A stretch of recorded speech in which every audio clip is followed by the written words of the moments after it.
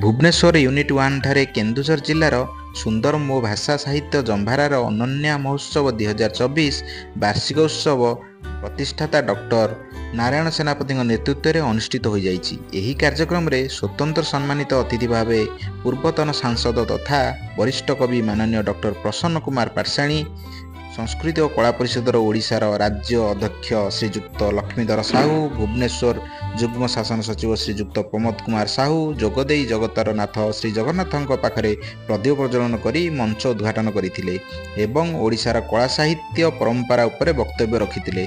संस्कृति और कला परिषद ओडिशार मुख्य पृष्ठपोषक डॉक्टर प्रभात रंजन विश्वाल मुख्य अतिथि भाव कार्यक्रम में जोगदे पारि नथिबारु वीडियो माध्यम रे मार्गदर्शन करथिले। सम्मानित अतिथि भाव नृसिंहचरण सेनापति, डॉक्टर अजय कुमार पंडा, विश्वरंजन महांती, केन्दुझर गोष्ठी उन्नयन अधिकारी श्रीजुक्त सौम्यश्री पाणिग्राही जोगदे कवि और कवयित्री मानू भाषा साहित्य उपर वक्तव्य देवा सहित उत्साहित करथिले।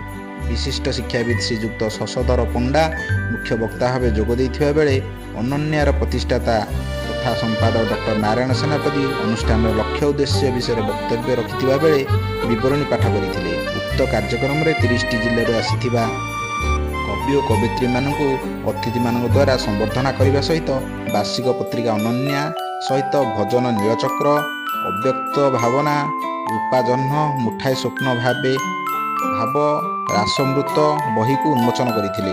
ओडिशार बहु कलाकार विभिन्न जिल्लारू आसी कार्यक्रम में जोगदेवा सहित चलचित्र जगतर वरिष्ठ कलाकार निर्देशक माने जोगदे निजर वक्तव्य रखिबा सहित सांस्कृतिक कार्यक्रम में जोग देथिले। 30 जिल्लार कवि कवयित्री माने कविता पाठ करिथिबारु राज्य अध्यक्ष श्रीजुक्त लक्ष्मीधर साहू धन्यवाद जणाइथिले।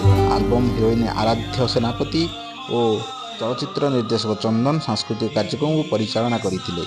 भुवनेश्वर सुन्न लक्ष्मी महांती रिपोर्ट, स्वराज्य खबर।